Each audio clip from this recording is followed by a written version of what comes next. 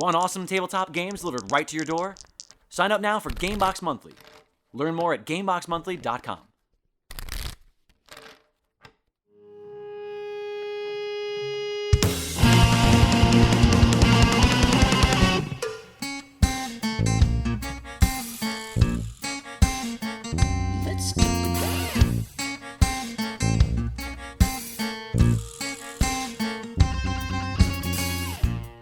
Hello, and thank you for tuning in for the very first episode of Elaborate. My name is Jake Lloyd, and I am setting out on this venture to, unpack some shit, to maybe learn a thing or two about myself, about some people I sit down with, maybe about you. It should be fun. We're going to figure it out. We're in this together. That's what matters. I'm sitting down today with one of my closest friends. He's a writer, an actor, an improviser. Good God, is he handsome. Sitting down with Paul Bianchi. Hi, Paul. Hi, Jake. How's it going? It's going good. So, thanks for being guest number one on the official first episode of Elaborate. Because we have actually sat down and had some conversations, which maybe the listener will hear one day. Maybe they won't. If anything, there's definitely some safety episodes there. But I wanted to make sure that we kind of had some... we had some feet underneath us before we sat down and figured out what this was, which we're still not entirely sure. I'm not entirely sure what this is. Is that a turn of phrase to make sure we have feet underneath us before we sit down? It is now. Okay, good. I don't know. That sounded good to me. Did that sound not good to you? I was struck by the visual. Right? If it works, right? Yeah. Like to make sure you got enough feet under it, because if you didn't have feet under you, you can't walk. You can sit though. Yeah. In fact, it's probably better that you sit. But you're not going to go anywhere. Is what I'm getting at. Uh-huh. This. It was an idea that I had for a long time to do a show, starting with the launch of the Dragon Wagon Radio Podcast Network, which I'm very excited about. And I think it's just going to be an opportunity for me to sit down with people who I love, like you, and kind of just talk about some stuff and talk about life, because there aren't enough podcasts about life. But I think that in every single one, there's somebody out there who might be like, yeah, you know what? I get that. I understand that.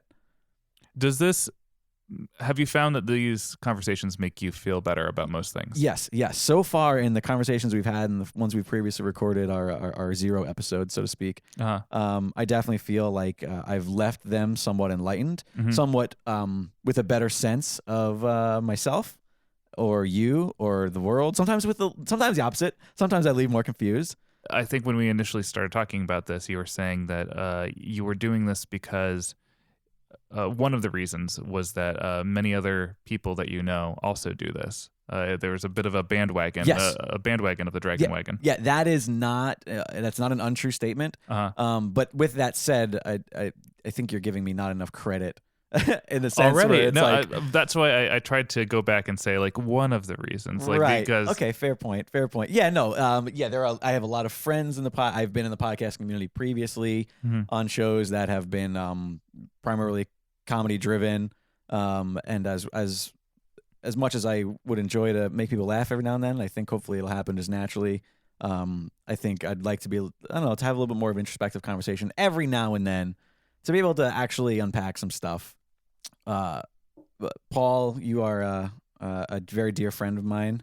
Literally right before we started this, Paul just casually mentioned to me that he lent me $300 a couple years ago, and that I apparently never paid him back, and I could have sworn that I did, and it was weird. Like Paul, if I could air this laundry, like Paul was like, "Oh, geez, I hope I have enough work for the next month," and I was like, "Oh, well, obviously, if you need help, you let me know." And he was like, and then I was like, "You did that for me once before," and you were like, "Yeah, how long ago was that?" And I was like, "Oh, a couple of years, blah blah blah," and you were like, "Yeah, got it." And then you said something in passing that was to ensure that I knew that I never took care of it.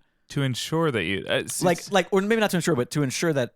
Maybe to clarify that I was bringing this up as a thing that I assumed was taken care of and then it wasn't taken care of.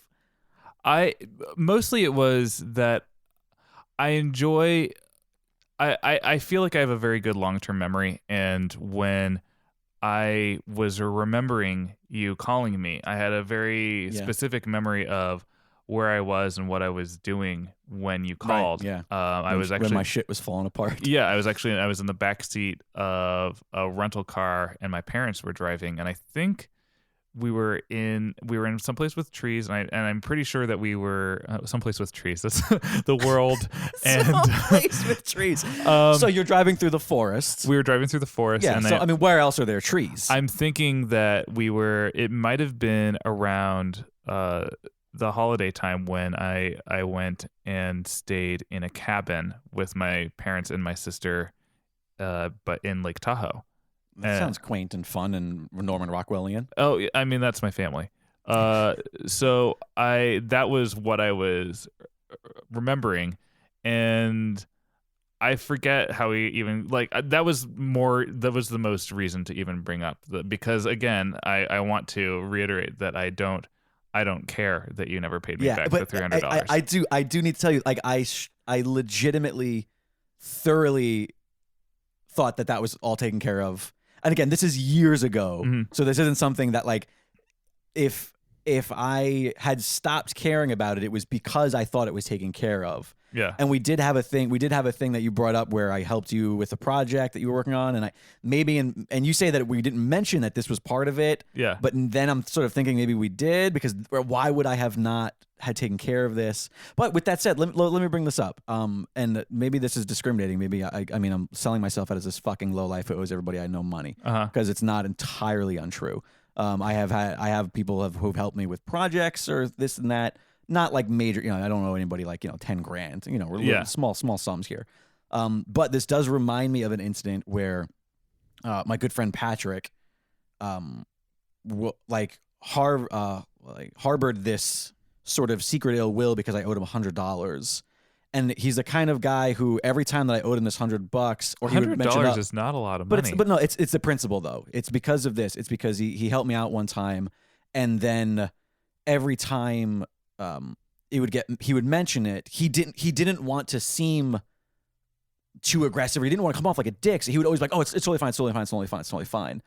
And meanwhile, he's watching me make a purchase every now and then of something that I probably don't need, but I'm like, "Oh, hey, I just bought this friggin' thing for $100 or whatever," that kind of thing. Yeah. And eventually, it got to the point where it was such a problem that it was a seed that nearly destroyed a friendship. Like, we didn't talk to each other for a long time. And we fought about other things that ended up being the reason we didn't speak for a little while. But it was primarily about, I think the seed was planted in that.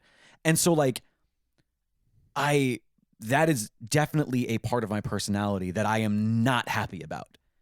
My inability to forget or to subdue the need and, the responsibility, that's a responsibility thing. That is, that's a level of responsibility that I clearly did not learn when I was young. And for whatever reason, it could also be because I also I would never ask for help from somebody who wasn't a dear friend. Sure. Do you know what I mean? Somebody who I didn't consider, somebody who I loved, and somebody who I wouldn't just randomly ask somebody I just met to, that's. And again, by the way, I also want to preface, I don't walk around and ask people to borrow money every week. I'm not that much of a low-life dirtbag. I'm picking up very specific incidences throughout a decade of my adult life, But yeah, so, I don't know, is part of it, literally me just assuming that it's fine? Oh, no, it's fine. We're friends, so I can owe it. And that's what I hope it is that I feel like my best friendships with people are friendships where there's not any bookkeeping, where agreed. It's hey, I got your lunch today and I got your dinner the night before, but fuck, you've gotten my lunch and my dinner other times too. It's I'm not saving these, because to me that's what friendship of course should be. And again, I think you're 100% on the money. If you're keeping tabs, something is unhealthy. Something is healthy. With that said, though, there is an extreme. Maybe I shouldn't say who these people okay, I know people that have told me that there's a couple that they spend a lot of time with, and they for a decade they've never paid a bill ever, and then and that's the sort of thing where it's then it's that thing in a movie where it's God, they always try to slip the bill, and then you have that awkward scene where you're pushing the check back and forth between each other. I think there is a tipping point for sure. There's a friend that I know as well that just as a group we sort of decided to stop hanging out with as much because it was always the case, and and when there is never that offer, even it's like, ooh, this is becoming one-sided. At this point now, we're just taking care of this person. Yeah. But anyways, the only reason I brought this up was because literally right before we started this recording, you mentioned it, and I said that I was bummed about it, and I knew if I didn't talk about it, that I would just continue to be bummed about it. I'm very sorry. I know you say it doesn't matter. I legitimately and sincerely assumed that whatever issue you helped me with a long time ago was clearly all settled, or else hopefully I would have brought it up. I mean, like I'm always there to help, and I'm always willing to, and I'm not the kind of person who would like just take that for granted. So I really hope you don't think that I ever try to screw you out of that. With that said, my mom always did say the same thing to me growing up all the time. Better to owe it to you than to cheat you out of it. Yeah. My mom used to say that to me. It was the shittiest thing that she could do. I love her to death, but man, my mother, like, it would literally be something like, hey, Mom, remember when you promised me that we would do that thing or that I would get that thing, blah, blah, blah. And her answer was always, well, it's better for me to owe it to you than cheat you out of it. And I'm like, oh, thanks, Mom. So I guess that means it's coming eventually. One day. Yeah. It's mind numbing to me. It's absolutely fucking mind numbing. I'm really sorry. And it blows my mind. And I know that you say now that you don't want it. Like now, if I cut you a check right now for $300, it'll be an issue, but I'm going to figure out a way now that I feel bad, I'm going to figure out a way to usurp this issue. And I'm going to have to like buy you an extravagant like post, like your birthday was a week ago and I got you like a $5 used book. Is it too book. sappy to say though that the treasure of your friendship is worth? No, it's not too sappy. It's just bullshit. Okay. Yeah, I don't know, dude. I'm sorry. It's weird. But that's that. That is the conversation. Yeah, I don't know. Do you know of anybody that you owe money to? No one besides my. I have family members that lent me money. Like my aunt and uncle loaned me money, and my parents have loaned me money. And I feel like family is always a little bit different, though. It's a little bit different because as a younger generation, I feel like they just sort of gave me the money without any intention of ever seeing it back. Right. And you are. Oh wait, no, you're talking about right. I'm sorry, you're talking about aunts, uncles, and parents. Yeah. Right. Not siblings. There are no friends that I currently, to my knowledge, owe money to. If me neither, except one now. No. Yeah. But I do also intend to be in a place, hopefully, where I do get to pay my parents and my aunt and uncle back. But it's at this point, specifically with my parents, it's like it's so much now at this point that who the hell knows when that's going to be. Yeah. You know what? And I don't. Yeah, I'm in. And a similar boat. I think with my parents, like in a way, I feel like, I mean, my dad might disagree with this, but I feel like my parents, they would almost rather see me like pay them back with like watching me succeed. Like, yeah, and I that is where I am totally. Yeah, I get it. So my situation is not parents or aunts and uncles, but it's my siblings, specifically my brother, my older brother, and his wife have too many times have taken care of things for me. You know what I mean? Like in my like early 20s. And then there was a while there where I was doing all right. I was doing enough where I didn't need help. Like I remember one year when I was in like early 20s, like my sister-in-law does my taxes, and I ended up owing a ton of money because the company I was working for screwed up, like, and they weren't taking enough out, so I ended up owing a ton of money, and like they just paid it. And we're like, oh yeah, we did your taxes and we paid your thing for you. And with that said, I did pay them back for that. But it was that sort of like immediate pressure. Like I literally sold my motorcycle to pay them back. At the time I had a motorcycle, I was living in Florida, and it's gorgeous all the time. So I was like, oh, I'm gonna save money on gas and get a little 40 mile to the gallon motorcycle that I miss dearly to this day. But anyways, back when you rode a motorcycle, had a ponytail, and worked in a strip club. Oh God, I was so cool. I didn't have a ponytail at the time, but I did work at a strip club. Yeah. I did work for the Mons Venus in Tampa, Florida. And then I did have a motorcycle. I was sort of a stereotype. Yeah. But it was a different time, man. It was the 2000s, man. But you didn't smoke any. Yeah, you didn't smoke and you didn't drink alcohol. I never smoked. I never drank alcohol. So I was the least rock and roll that you could be while driving a motorcycle to your strip club job. But anyways, thanks for outing me as a strip club employee, by the way. Now, jeez. I just want to note. I want to specify this that I worked for the company that owned the strip club as an IT guy. And so my job at the strip club was to like set up cameras and to do web shit. I wasn't like you were the nerd at the strip club. I wasn't. Yes, I was the strip club nerd squad, the geek squad. That old time honored saying, like, you're as out of place as a nerd in a strip club, or that's not a thing, but not as good as feet underneath you. Yeah, but it'll maybe, you never know, it might catch on. Yeah, we'll make a T-shirt that says "Nerd at a Strip Club." Nerd in a strip club. Yeah. Anyways, I sold that motorcycle, getting back to pay them back for that. But that's been the relationship. Like, they always, and they're not like a wealthy couple. Do you know what I mean? Like, they're fine, but they're not rich, you know? Well, in any case, after them kind of doing little things here and there for me, taking care of me throughout the years, in small ways, almost 2 years ago now, a year and a half ago now, I can't believe it's been this long.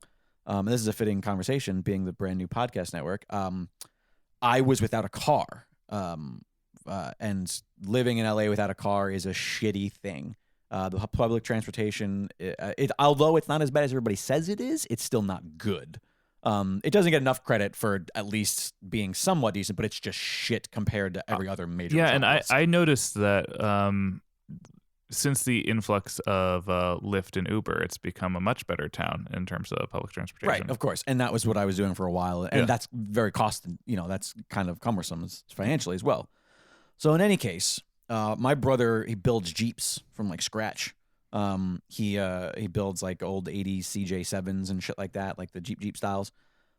He has 2 Jeeps that he built. He has they have like their family vehicle, which is like a big family Nissan Quest or some shit like that. And he has a squat car. He's a policeman, so he has a squat car that he takes to work every day. So they had an extra. I heard you say a squawker. A squawker, yeah, he's a squawker. Mm-hmm. It's like it's slang for ostrich. He drives an ostrich to and from. Okay, have you ever seen a cop on an ostrich? All the time. Also, by the way, try saying that. A cop on an ostrich. That's a cop on an ostrich. That's not okay. It's easier for you. Yeah, it was harder for me. I've been having my troubles here and there. Yeah. Anyway. Okay. So, anyways, so they had this cheap Cherokee that they literally built their life on. Like, it was their first vehicle. They've had it for a decade or over a decade, as long as they've been married and have kids. They've driven it from New York out to where they live in Vegas, and literally, like, just kind of an extra car. Now, my niece, who I love to death, she's sweet as hell. One day, like, when I was FaceTiming her, she randomly just splurted out like, "We're giving you the red car." Mm.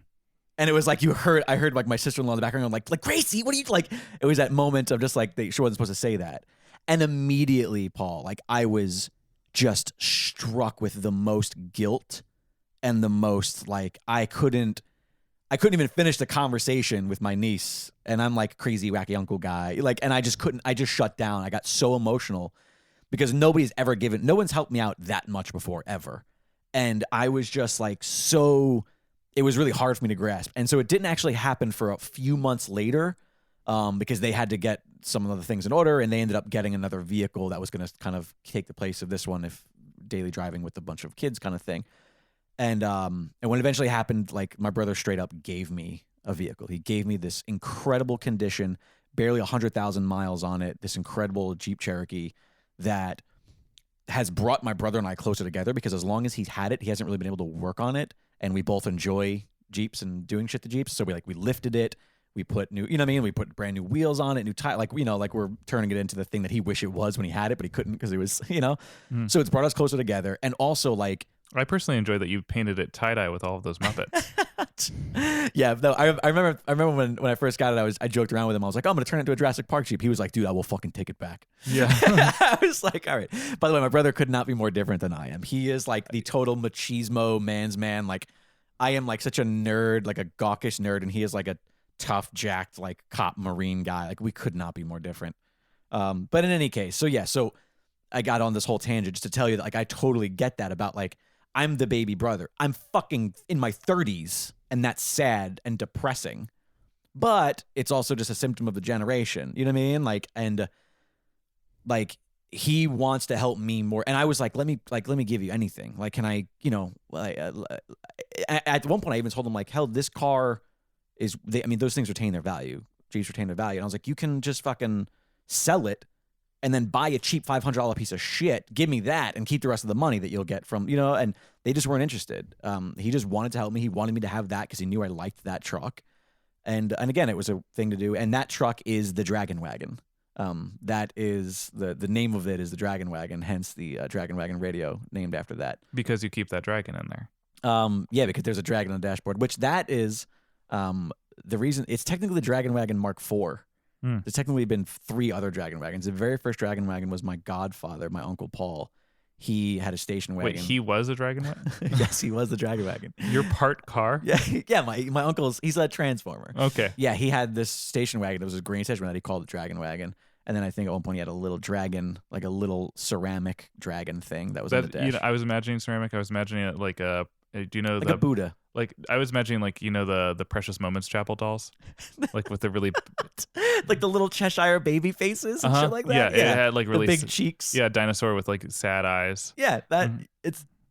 I mean, my memory of the little dragon is kind of fuzzy, but you're probably not too far off. Yeah, on it. I've never seen that as a dragon, but now I have in my memory in your brain. So anyway, so that was the very first one, and then as I've gotten other vehicles, my station wagon, like there's been other other versions of it, and so this is technically the Dragon Wagon Mark IV. But anyway, so I get it. Like my brother and sister-in-law have no intention of being paid for that vehicle, and they've actually adamantly said when I've offered them money at times, like where I've had a couple extra $100 for a month's worth of work or whatever, I'm like, hey, let me, and they're just not interested. With that said, much like you hope to one day just be in a place where you can just be like, here's this thing, and like maybe it's not going to be monetarily repaying it, but repaying it in a way that is like buy him a trip or something. Exactly. Yeah. Or send him pie. Everyone likes pie. A lot of pie. Yeah. Like send him a daily pie. Mm-hmm. So anyways, I totally get it. Yeah, money's a weird thing, man. Money is a tough thing, and I know a lot of people. I know families. My own family who's been ripped apart by money. What do you think about so earlier today I recorded with Sarah for Myth Understood. Yeah, so there's going to be a fantastic show that Paul is going to be hosting. I believe it's going to be premiering next week on the Dragon Wagon Radio Network, and it's called Myth Understood with Paul and Sarah, in which they discuss Greek mythology. You're going to hear a commercial for it at the end of this very episode. Oh, or just right now. That just or mid-episode. Stop hijacking my show, Paul. No, sorry. I was thinking about how you just said money is a weird thing, and I was curious about how you felt about early Minoan society, how it was before currency. Yeah. And that it was barter. You would go to the palace and you would bring your goods, and your goods you'd be able to barter for a few things, but generally you'd say, hey, I'm a farmer and I farmed all of these olives, and we're gonna send out all these. Lots of olive farmers out there in Greece. Yes, yeah? That's like the main that's thing. It that's the thing. Don't give me that face like I should have known that. Come on, who knows what they farm in Greek? It's Greek. Oh wait, Greek olives. Oh wait, that's like a thing. Oh, never mind. But yeah, so you bring all the olives there, and then they send it out and evenly spread the wealth, and it feels very what our current government would call socialist, or maybe any government would call socialist or communist. Even is I was just curious your thoughts on that, if because we don't really talk about that. If you felt like, hey, that sounds great. I long for a day of bartering, or are you like, no, I like capitalism, I like money. All right, so this sounds like a staged tie-in. Like what you're doing right now. I just want to let the listeners know this isn't a staged tie-in. What it sounds like you're talking about is my view on economics. Oh, in a way. Yeah, I didn't even think about that. And even saying that right now sounds like I'm like looking at a script right now. No, it's so funny. We will definitely be getting into economics with a show also on the Dragon Wagon Radio Network called What the Heckonomics, hosted by Brian Finifter. That's really funny that you totally accidentally did this sweet tie-in. Yeah, we're good at this. Yeah, we could totally run a corporation. We couldn't do a corporation. Anyways, I don't really have a ton of thoughts about it. I feel like I am definitely more of a socialist than most people, probably. But I feel like I mean, I don't want to make this a massive political discussion, but like it in the places where it suits the community the absolute best, versus the ability to also become individually wealthy using the tools of capitalism. I mean, I find myself fantasizing about it without like the like clearly without the political know-how of even of like the damages that it might cause or any of these things. Yeah. All I think about is this idea of I'm an artist, you're an artist. I would love to just like live in like someplace with Pegasus and clouds, and where we just get to create art.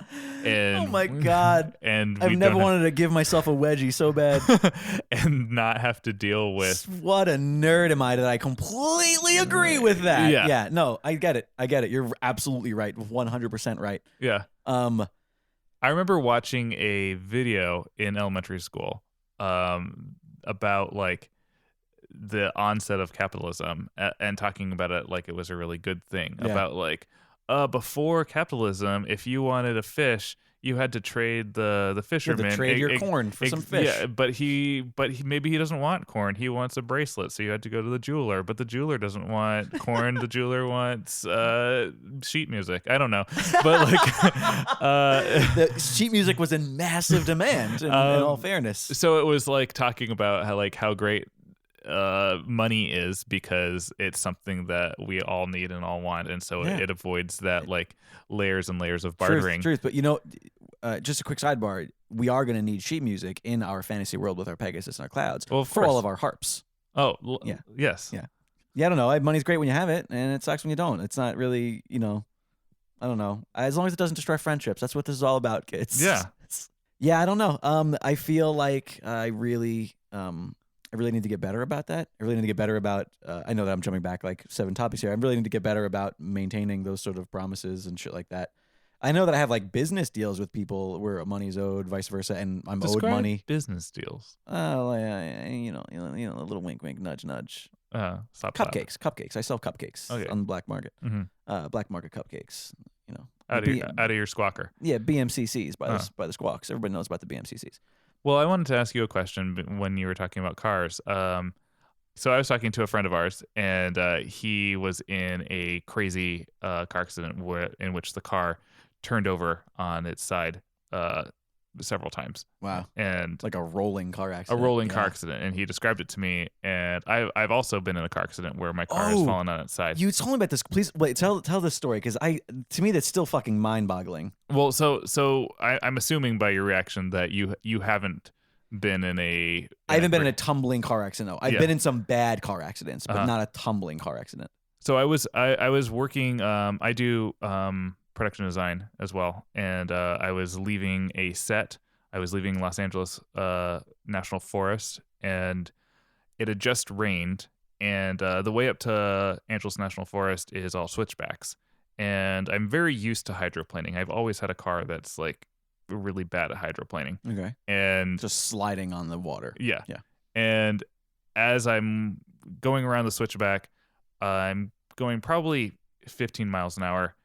And I start to hydroplane. And when you hydroplane, you're supposed to pump the brake and go with the skid and then sort of like level out. Yeah. But unfortunately, because I was heading towards a massive hairpin style turn. A hairpin style turn, all I saw was sky ahead of me. Oh, jeez. I thought, hey, this is how I die. I need to turn. And so I turned the car, and I watched my speed go down to 10 miles an hour. And as I'm turning, I do a 180 spin, and then my car decides, hey, I'm going to fall on my side. And my car just like topples over onto my side.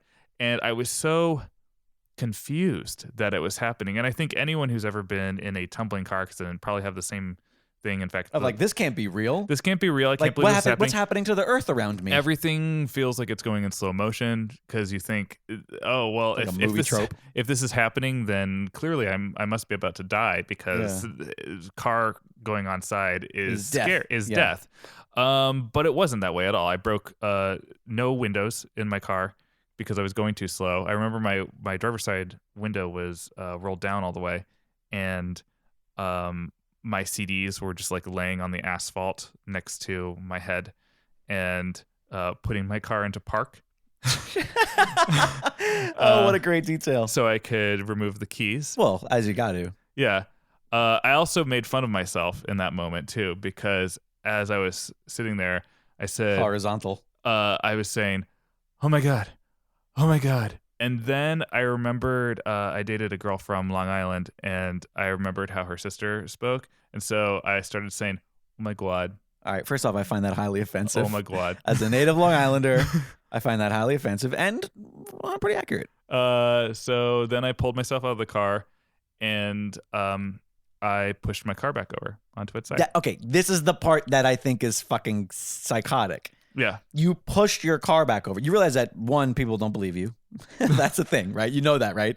People, you tell this story, most people are like, no, you didn't. You didn't push your car back over. With that said, you had a tiny little car. I did have it's like a toy car. It's a Toyota. Yeah.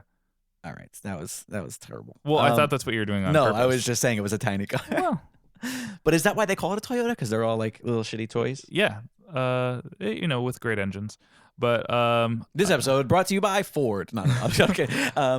But I got you like straight up like hulked that. Like was it the adrenaline? Yes. Yeah, definitely. It was that like, oh my God. I just got off it was right when I moved out here. So I just finished being on my parents' insurance, and I was switching over to my own insurance. How old are you? 21, 22? 22. Yeah. And so then I got out of the car and I pushed the car back over, and the script supervisor had pulled over too, because she had also coming from the set. And she like grabbed me afterwards and was like, "Oh, you're shaking, you're in shock." And it was actually sort of really nice. She was a kindly older woman, and she held me in my arms and in her arms, in your arms, in my arms too. I was hugging myself. She was hugging my arms. This is going to be a fantastic conversation every time we have one where one of us makes a flub and then we have to just completely and totally circle it. Yeah, of course we have to point it out. So yeah, that's basically what I was wondering, especially. Yeah, but okay. Here's the question though too, like, is 21-year-old Paul scrawnier than 30-year-old Paul? 31-year-old Paul? He's had a birthday. Happy belated birthday a couple days ago. I don't know. I don't have a really good sense of my body or how it looks at any time. Well, I'm talking about looks. Maybe I'm talking about looks. Maybe I'm talking about actual like strength. Because I will say this. I remember when I first got my first motorcycle and I laid it down and I couldn't pick it back up. And I was so fucking embarrassed. And then later in life, I had another motorcycle and I was able to pick it up, and I was like, wow, I couldn't do that a couple years ago. I feel like I've always been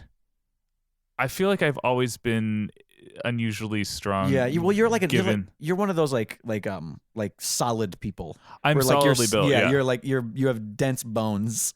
In high school, there was a field trip we went on where there was like a grip test. And I had the strongest grip of anyone in the field trip. By the way, the physicality that you're doing for this grip test. Oh yeah, it was like you grab onto it, just like it's like a shaft that you just grab onto with so the happy trigger. That people can't see this. But yeah, I actually and I became stronger in college because the push-ups for the girl. The push-ups that didn't like your boobs. What? Remember, you told me a story. Let me tell your story to you, please, and see if I'm right. Well, just because didn't like your boobs it was the way that you phrased it. It made it seem like it was a before. Opposite. Oh context. Yeah, no. You're right. Okay, so like Paul, you told me that you like didn't see a girl that you were dating for a little while. She went away. Mm-hmm. So you were just like lying to your friends, like you had some girlfriend in Canada. It was one of those kind of things. You had a picture in your wallet. But meanwhile, you decided that you didn't like the way that your chest looked, so you started doing push-ups every night. And then when she came back, you had pecs for the first time, and she didn't like your boobs. Okay, so is that right? Was this the nail the story? Close. So I dated a lovely girl in college, and she went away for the summer. To paint in Norway, and I thought, hey, I don't like the way my body looks because I had always been very skinny upper body. I think my legs have always been like larger. So I did push-ups. I did my thing was at least 40 every single day, in sickness and in health, till death do I part. And she returned, and we made love. And Oh God. You know what? I always get angry when guys say shit like we fucked or we did this. Like I always hate that like machismo shit. But that was worse somehow. Well, I particularly said that too because it was such a sophomoric relationship. Like literally, I think I was a sophomore when it began. There you go. But this idea of how we stayed in contact and how we did anything physically it feels like we were just such kids. Yeah. But yeah, afterwards we're in the afterglow, laying facing each other in bed, and she has lovely cleavage, and then and so do you. and that was her response, was like, I was like feeling good about my body, and I was like, hey, I was actually able to like sort of like I felt stronger. You were like, I own this. You're like, I'm a man. And she goes, you have cleavage. And that's when I knew that she was like, oh, she likes the skinny rock star type. Which that was my type for a while. Yeah. And I did really well with like the scrawny tattooed guy, and now it's just a fucking mess. Oh God, it's a mess. Yeah. Anyways, back to topic. Back to topic 5B.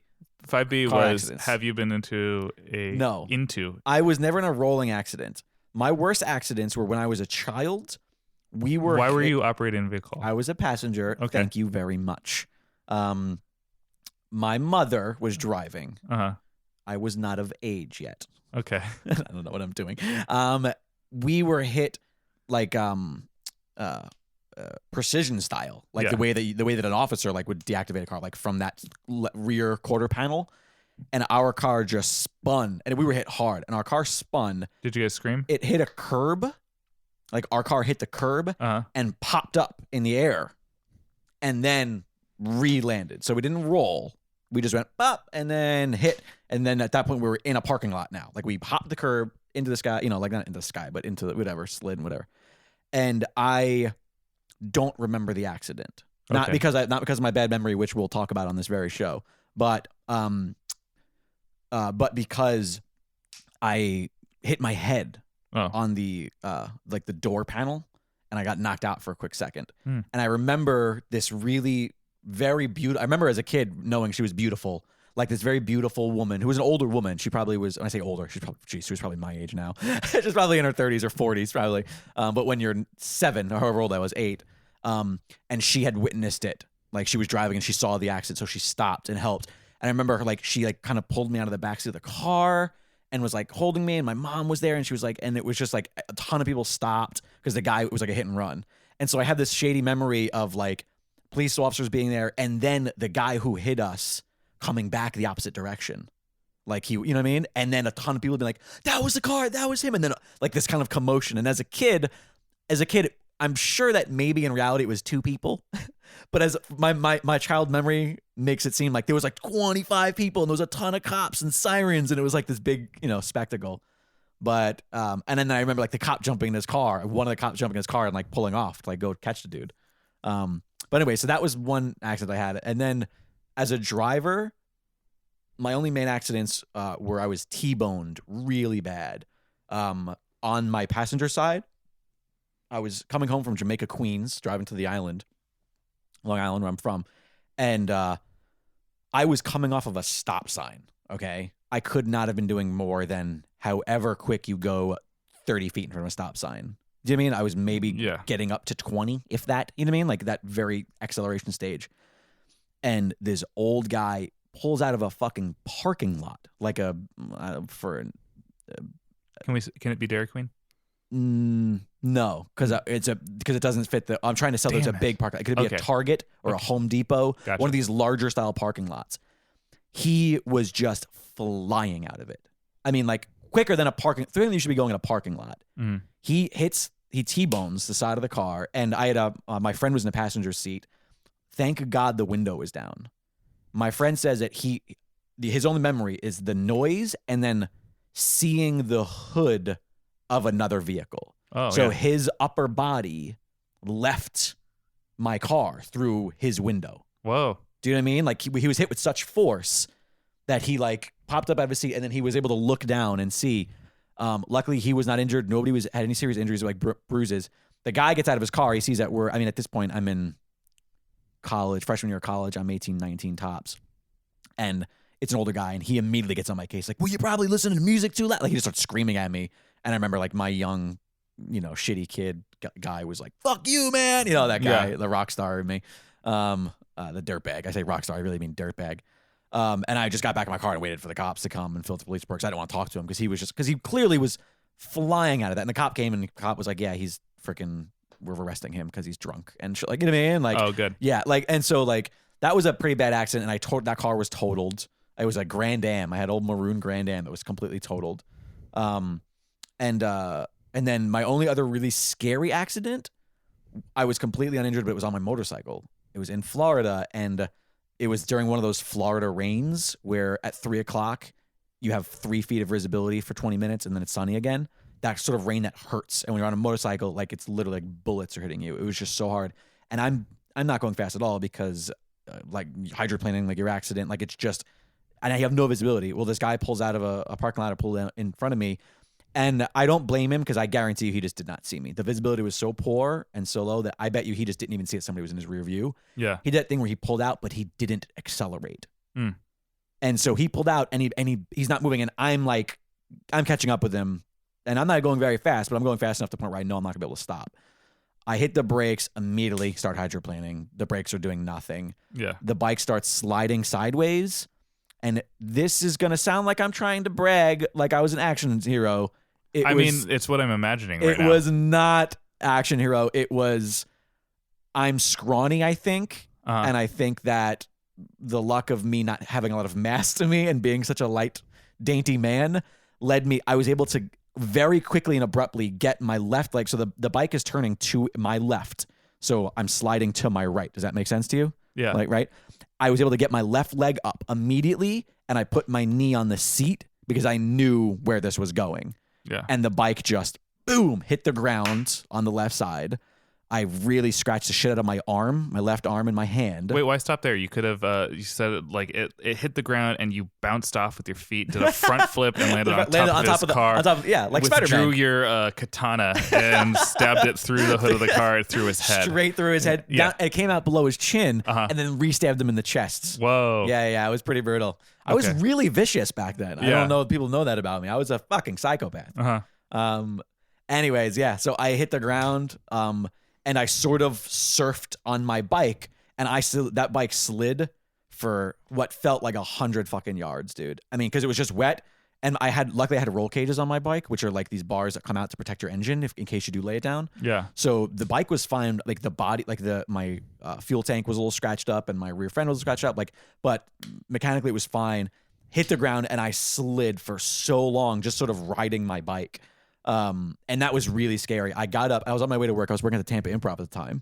And I immediately called up my manager, and I was like, "Hey, Bob, I was just in a really bad accident on my bike, and he knew I drove a motorcycle, so he was immediately like, "Oh my God, is everything all right?" I was like, "Yeah, I'm really shaken up right now. I kind of don't want to get back on my bike. I'm like hiding under the I was in an underpass of a highway that came across the road. So I walked the bike up to that underpass. So I was in out of the rain, and I called, and he was like, "Okay, so are you gonna be on time or not?" Like, he did not give. After he realized that I was fine, like physically, all he cared about was whether or not I was gonna show up on time for the show. But in any case, that was really bad, and it was really hard to get back on that bike and ride it. Like, that was like a legit, like, I was shooken up. But luckily, I've never been in any injuries that I was severely injured, and I never had to fucking flip a car over. Like goddamn Hulk. That's me. You're like the mom who saves the babies with all her adrenaline. I didn't tell you my baby was underneath there.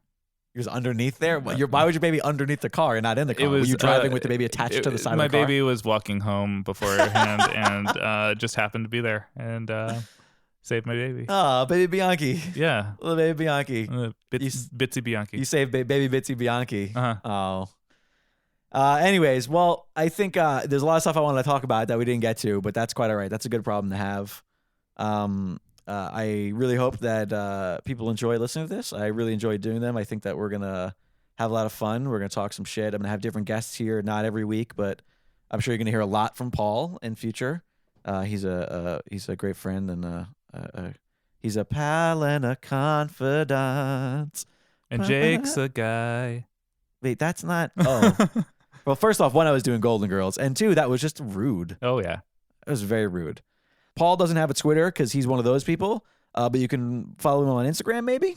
Oh yeah. I Instagram At it's the Paul Bianchi. At the Paul Bianchi. Yeah. Find me on Twitter at Liquid Jake, and please follow It's Dragon Wagon on Twitter. That is the official Dragon Wagon Radio Twitter. There's also a Dragon Wagon Instagram. I hope you thoroughly enjoyed this, and we will see you next week because we're gonna be doing a lot of these conversations.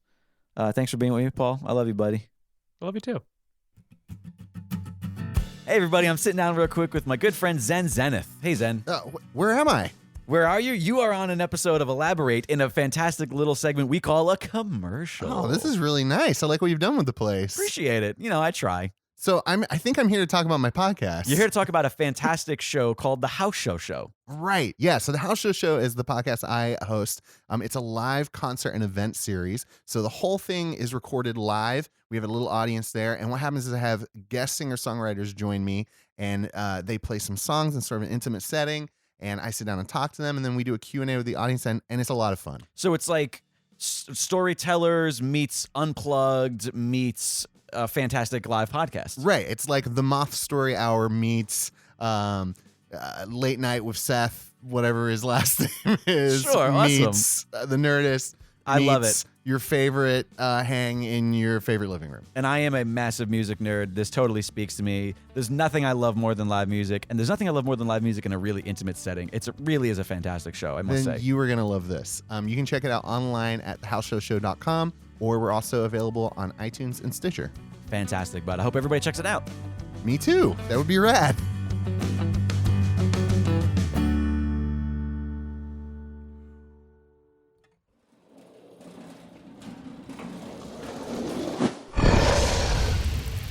It's Dragon Wagon.